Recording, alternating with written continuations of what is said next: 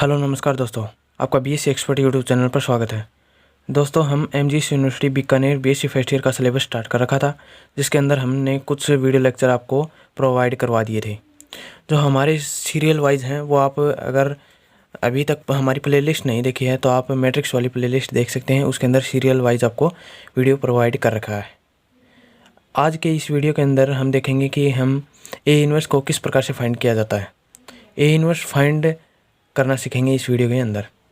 दोस्तों, अगर आप चैनल पर नए हैं तो चैनल को सब्सक्राइब कर लें और अपने दोस्तों के साथ शेयर ज़रूर कर लें। इसके अंदर आपको एमजीएस यूनिवर्सिटी बीकानेर का बीएससी फर्स्ट ईयर का संपूर्ण सिलेबस मिलेगा। चलो दोस्तों, टाइम वेस्ट किए बिना आपका वीडियो स्टार्ट करते हैं। दोस्तों, हमें ए इनवर्स ज्ञात करना है। ए इनवर्स के लिए हमें क्या क्या फाइंड करना होगा वो देखते हैं। हमारा ए इनवर्स का फॉर्मूला होता है दोस्तों, एडजॉइंट ए अपॉन मॉडुलस ए। ये हमारा ए इनवर्स का फॉर्मूला होता है। आपको पता होगा, जो आपने 12th की थी उसके अंदर आपको ये इस प्रकार का फॉर्मूला आया था। इसको हम दोबारा से रिवाइज कर रहे हैं। 12th के अंदर आपने देख लिया होगा। अब देखते हैं, सबसे पहला कार्य हमारा क्या है। अगर कोई भी आपको मैट्रिक्स दे रखी है, अगर आपको किसी भी प्रकार की कोई मैट्रिक्स दे रखी है तो ए मॉडुलस ज्ञात करते हैं। ए मॉडुलस के अंदर हमें दोस्तों किसी भी मैट्रिक्स है उसके अंदर ए मॉडुलस की दो कंडीशंस प्राप्त होंगी। ए इनवर्स ज्ञात करने के लिए सबसे पहले हमें ए मॉडुलस ज्ञात करना होगा। ए मॉडुलस अगर हमारा नॉन जीरो प्राप्त हो रहा है, यानी नॉन जीरो प्राप्त हो रहा है, तो उस प्रकार की कंडीशन को हम व्युत्क्रमणीय कंडीशन बोलेंगे। व्युत्क्रमणीय कंडीशन को इंग्लिश में बोलते हैं नॉन सिंगुलर कंडीशन प्राप्त होगी। अगर हमारी किसी भी मैट्रिक्स का अगर ए मॉडुलस नॉन जीरो प्राप्त हो रहा है, उसी मैट्रिक्स का हमारा ए इनवर्स फाइंड होगा, अन्यथा नहीं होगा। हमारी सेकंड कंडीशन है, अगर ए मॉडुलस आपका इक्वल जीरो प्राप्त हो जाता है, वो हो गया आपकी अव्युत्क्रमणीय कंडीशन। अव्युत्क्रमणीय कंडीशन, इसको हिंदी में बोलते हैं सिंगुलर। तो दोस्तों, सिंगुलर और नॉन सिंगुलर हैं, इन्हीं कंडीशन के ऊपर हमारी ए इनवर्स डिपेंड होती है। ए इनवर्स हम इन्हीं के ऊपर डिपेंड होते हैं कि ए इनवर्स निकलेगा या फिर नहीं निकलेगा। अगर हमारा ए मॉडुलस जीरो प्राप्त हो रहा है या जीरो प्राप्त हो रहा है तो हमारी ए इनवर्स नहीं निकलेगी, क्योंकि बट्टे के अंदर जीरो आते ही आपको पता होगा किसी भी संख्या के भाग में अगर जीरो होते ही वो क्या बन जाती है, इन्फिनिटी बन जाती है। आपको ये पता होगा दोस्तों। वैसे ही अगर हमारा नॉन जीरो प्राप्त हो रहा है तो उसका ए इनवर्स फाइंड हो जाएगा। अब हम देखते हैं एडजॉइंट ए किस प्रकार से निकाला जाता है। वो दोस्तों, मैं आपको डायरेक्ट एक एग्जांपल लेकर समझा देता हूँ। एग्जांपल से आप ज़्यादा समझेंगे। चलो दोस्तों, हम एग्जांपल्स देखते हैं। एग्जांपल है हमारा दोस्तों नवकार बुक से, ये 70 नंबर पेज पर। फाइंड, यानी यदि ए मैट्रिक्स चाहिए है आपको तो फाइंड क्या करना है, ए इनवर्स आपको फाइंड करना है। तो इसी एग्जाम्पल को लेकर हम ए इनवर्स ज्ञात करेंगे। तो ए इनवर्स ज्ञात करते हैं। चलो दोस्तों, हमें दोस्तों ये मैट्रिक्स दे रखी है और इसका ए इनवर्स फाइंड करना है। तो सबसे पहला हमारा कार्य क्या होगा, सबसे पहला हमारा कार्य होगा मॉडुलस ज्ञात करना, यानी ए डिटर्मिनेंट माइनर इसका डिटर्मिनेंट देखते हैं। अगर डिटर्मिनेंट हमारा नॉन जीरो प्राप्त हो रहा है तो ये ए इनवर्स निकलेगा, अगर जीरो प्राप्त हो रहा है तो ये ए इनवर्स नहीं निकलेगा। तो आपको डिटर्मिनेंट निकालना आता होगा। इन दोनों को मैं मल्टीप्लाई करता हूँ, -1 × 5 माइनस का 5 -2 × 3। तो हमें क्या प्राप्त होगा दोस्तों, इस -5 को इस 1 के साथ करेंगे तो क्या प्राप्त होगा, प्लस का 5। साइन बीच के अंदर माइनस का है, 3 दूनी 6। तो हमारा ए मॉडुलस क्या प्राप्त हुआ, -1 प्राप्त हुआ। तो हमारा ए मॉडुलस क्या आ गया, -1 आ गया। तो -1 आते ही हम क्या देखेंगे कि हमारा ए इनवर्स ज्ञात हो सकता है। अगर ये जीरो प्राप्त हो जाता तो हमारा ए इनवर्स फाइंड नहीं होता। आपको ये मालूम होगा। अब देखते हैं एडजॉइंट ए किस प्रकार से निकाला जाता है। एडजॉइंट ए निकालने के लिए आपको कोफैक्टर चाहिए। कोफैक्टर किस प्रकार से ज्ञात किए जाते हैं वो देखते हैं। तो सबसे पहले हमारे पास है मैट्रिक्स ये ए। इस मैट्रिक्स के कोफैक्टर ज्ञात करते हैं। तो कोफैक्टर को बी से इसको रिप्रेजेंट करते हैं, सिर्फ ये कोफैक्टर, ओनली कोफैक्टर को। तो कोफैक्टर बी से हमने रिप्रेजेंट कर लिए। तो कोफैक्टर दोस्तों 2 × 2 की मैट्रिक्स के कोफैक्टर किस प्रकार से होंगे दोस्तों, देखते हैं। हमें सबसे पहला अवयव चाहिए कोफैक्टर का। तो पहला अवयव कोफैक्टर का चाहिए तो हमें क्या करना होगा, हमें के फर्स्ट रो और फर्स्ट कॉलम इसके अवयवों को छोड़ देंगे और जो बच गए उस अवयव को पकड़ लेंगे। तो ये हमारा इस अवयव का निकालना है यहाँ पर। तो फर्स्ट कॉलम और फर्स्ट रो छोड़ दिया तो हमारा यहाँ पर क्या आ जाएगा, माइनस का 5 आ जाएगा। जो मैं बता रहा हूँ स्टेप इसी प्रकार आप कर लेना, यही हमारा कोफैक्टर होगा। सेकंड हमें चाहिए यहाँ का अवयव। यहाँ का अवयव चाहिए तो हमें क्या करना होगा, इस स्थान का अवयव के लिए हमें क्या करना होगा, फर्स्ट रो और सेकंड कॉलम इसके अवयवों को छोड़ देंगे, जो बच गया उसको लिख लेंगे। तो यहाँ आ गया 3 हो गया। अब हमें चाहिए कौन सा, यहाँ का अवयव। तो यहाँ का अवयव चाहिए तो क्या करना होगा, हमें यहाँ का यानी सेकंड रो और फर्स्ट कॉलम को छोड़ देंगे और ये अवयव लिख देंगे। अब हमें चाहिए यहाँ का। तो यहाँ का चाहिए तो हमें क्या निकालना होगा, सेकंड कॉलम और सेकंड रो छोड़ देंगे और -1 प्राप्त हो जाएगा। ये तो हो गया हमारा लिखने का तरीका।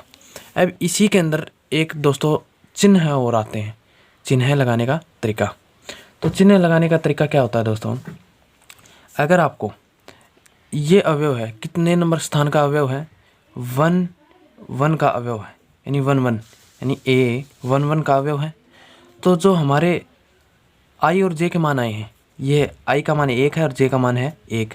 इन दोनों को अगर हम जोड़ते हैं 1 + 1, अगर इनको जोड़ते हैं तो वो सम प्राप्त हो जाता है। कोई भी सम संख्या प्राप्त हो जाती है तो वहाँ का चिन्ह हमारा प्लस का होगा, समझ गए। प्लस का यानी जो ये पहले से दे रखा है वही रहेगा, उसके अंदर कोई चेंजमेंट नहीं होगा। अगर हमारा I और J का मान जैसे कि ये है 1 और 2 हो गए दोस्तों। इसके I और J को मैं जोड़ता हूँ तो हमारी कोई भी विषम संख्या प्राप्त हो रही है। अगर हमारी विषम संख्या प्राप्त हो रही है तो उस अवयव के साथ हमें क्या लगाना होगा, माइनस का चिन्ह लगाना पड़ेगा। तो मैं देखता हूँ यहाँ पर 1 1 का है तो 1 1 को जोड़ता हूँ तो मेरे को सम प्राप्त होगा 2, तो यहाँ पर कोई भी चिन्ह नहीं आएगा। मैं इसको जोड़ता हूँ 1 और 2 को तो 3 प्राप्त हो रहा है, तो 3 एक विषम संख्या है तो इसके लिए मैं इससे पहले एक माइनस लगा देता हूँ, हो गया। अब देखता हूँ यहाँ पर सम संख्या प्राप्त हो गया, विषम I और J का मान 2 × 1 का है, 2 और 1 है, तो 2 और 1 जोड़ता है तो मेरे को 3 प्राप्त हो रहा है, वो विषम संख्या प्राप्त हो रही है। तो यहाँ भी क्या आएगा, माइनस आएगा, हो गया। अब देखता हूँ यहाँ पर ये है 2 2, तो 2 और 2 को जोड़ता हूँ तो मेरे को 4 प्राप्त हो, सम संख्या प्राप्त हो रही है, इसलिए यहाँ पर क्या होगा, वही एलिमेंट आएगा, यहाँ पर माइनस का चिन्ह नहीं लगेगा। अब होगा ये हमारे यहाँ कोफैक्टर। हमें एडजॉइंट A निकालना है। एडजॉइंट A निकालने के लिए क्या करना होगा, जो कोफैक्टर आया है उसको मैं ट्रांसपोज कर देता हूँ। अगर इसका मैं ट्रांसपोज कर देता हूँ तो हमें एडजॉइंट A प्राप्त हो जाएगा, एडजॉइंट A प्राप्त हो जाएगा। मैं इस कोफैक्टर वाले मैट्रिक्स का क्या कर देता हूँ, ट्रांसपोज कर देता हूँ, -5 -3 -2 -1, हमें ये प्राप्त हो गया। ये हमारा एडजॉइंट A आ गया एडजॉइंट A। अब एडजॉइंट A आने के बाद क्या करते हैं, हम हमारे A इन्वर्स के फॉर्मूले के अंदर इसका मान रख देते हैं। A इन्वर्स हमारा क्या है, adjoint A upon modulus A। अब हम देखते हैं A इन्वर्स को निकालना है तो हमें एडजॉइंट A के वैल्यू रख देंगे, -5 -3 -2 -1, और अपॉन के अंदर क्या है दोस्तों, मॉडुलस A। मॉडुलस A हमारा क्या आया था, -1 आया था। तो मैं क्या कर देता हूँ, इसके अपॉन में रख देता हूँ या फिर 1 अपॉन -1 रख देता हूँ। एक ही बात होगी आपकी, या तो मैं इसके बट्टे में रख दूंगा या फिर 1 अपॉन -1 रख दूंगा। अब इस 1 को अंदर डिवाइड करता हूँ, सभी संख्याओं के साथ ये डिवाइड होगा तो A इन्वर्स हमारी क्या प्राप्त हो जाएगी, 5 3 2 1। तो ये हमारी A इन्वर्स प्राप्त होगी। ये दोस्तों 1 अपॉन -1 आया है तो इसका मतलब क्या है, adjoint A upon modulus A है। जो भी मॉडुलस A का मान है वो सभी संख्याओं के डिवाइड होगा, यानी जैसे कि -5 है तो -5 के नीचे क्या आएगा, बट्टे में -1 आएगा। तो ये हमारा आ गया फर्स्ट एग्जांपल। सेकंड एग्जांपल देखते हैं दोस्तों। हमारा सेकंड एग्जांपल है ये A मैट्रिक्स आपको दे रखी है ये, और हमें A इन्वर्स ज्ञात करना है। तो सबसे पहला कार्य हमारा क्या है, मॉडुलस ए निकालना। मॉडुलस ए निकालते हैं तो मैं इन दोनों को मल्टीप्लाई कर लेता हूँ। 4 इंटू 2 को 8 प्राप्त होगा। इसको इसके साथ मल्टीप्लाई करता हूँ तो -7 आ गया, तो प्लस का क्या आ गया, 1 आ गया। ए मॉडुलस हमारा क्या आ गया, प्लस का 1 आ गया। तो अब आप बताओ कि ए इनवर्स फाइंड होगा या नहीं होगा। तो ये हमारी कौन सी कंडीशन प्राप्त हो रही है, व्युत्क्रमणीय। तो ये कौन सी कंडीशन है, व्युत्क्रमणीय, नॉन इक्वल टू 0 वाली, व्युत्क्रमणीय, नॉन सिंगुलर वाली, नॉन सिंगुलर कंडीशन प्राप्त हो रही है। तो इससे हमें ए इनवर्स ज्ञात कर लेंगे। सेकंड स्टेप हमारी क्या थी, इसके कोफैक्टर निकालना। तो कोफैक्टर निकालते हैं। कोफैक्टर को मैं किसी भी अन्य वेरिएबल b से डिनोट कर लेता हूँ। तो कोफैक्टर किस प्रकार से ज्ञात होंगे आपको पता होगा। क्या, हमें a11 निकालना है तो क्या करना होगा, मैट्रिक्स का फर्स्ट कॉलम और फर्स्ट रो छोड़ देंगे और जो बच गया उस एलिमेंट को लिख देंगे, यानी 2 प्राप्त हो जाएगा। सेकंड 1 2 चाहिए हमें, तो क्या होगा, फर्स्ट रो और सेकंड कॉलम को छोड़ देंगे, जो भी हमें एलिमेंट ज्ञात करना उसको छोड़ देंगे हम, समझ गए दोस्तों, और जो बच जाएगा उसको लिख लेंगे। तो इसको हमने छोड़ दिया, ये 1 बचा है तो इसलिए मैंने यहाँ पर 1 रख दिया, समझ गए। देखना है 2 1 का, तो 2 1 का क्या होगा 7 और 2 2 का क्या होगा 4। यह हमारा क्या आ गया, कोफैक्टर आ गया। हमें चाहिए एडजॉइंट ए। एडजॉइंट ए का मतलब होता है कोफैक्टर का मैं अगर ट्रांसपोज लेता हूँ तो वो एडजॉइंट ए के इक्वल होगा। तो ए के इक्वल, सॉरी दोस्तों इसके अंदर एक स्टेप हमने मिस कर दी, कौन सी, आपको मालूम चल गया होगा, इसके चिन्ह बदलने की। तो हमेशा आप ट्रिक है दोस्तों, ट्रिक याद रखना, अगर आपकी 2 इंटू 2 की मैट्रिक्स है, आपकी 2 इंटू 2 की मैट्रिक्स है, तो हमेशा याद रखना दोस्तों, यहाँ का एलिमेंट और यहाँ का एलिमेंट उसके साथ सिर्फ माइनस का चिन्ह लगेगा। यानी ये कौन सा अवयव है 1 2 का, और ये कौन सा है 2 1 का। तो 2 इंटू 2 के अंदर यहाँ पर और यहाँ पर माइनस चिन्ह लगेगा, यहाँ पर चिन्ह और यहाँ पर, क्योंकि यही विषम संख्या प्राप्त होंगी।